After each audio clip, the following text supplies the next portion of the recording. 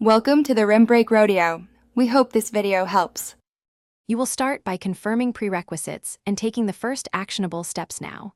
You have admin rights, open Task Manager and close Tlauncher processes, then uninstall the old Tlauncher via Control Panel. Once done, install the correct Java runtime.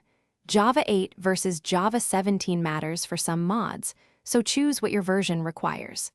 Make sure to place downloaded driver files in an easy folder like Downloads. This prevents path errors later and prepares you for the next, detailed steps. Now continue with the complex middle steps.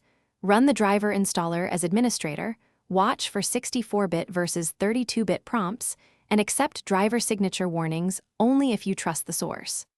Once installed, replace any corrupted Tlauncher files by copying fresh files from the installer into the Tlauncher directory, and then modify Launcher.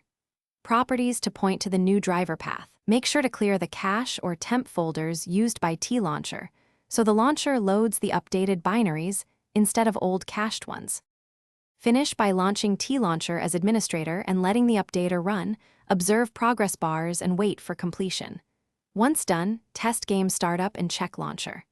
Log for driver-specific errors. This tells you if a file path or permission caused the problem. If issues remain, uninstall Tlauncher, delete its folder, then reinstall and restore your saves. Key tip: if you still get update driver errors, disable antivirus temporarily. Some AVs block unsigned driver installs, and retry.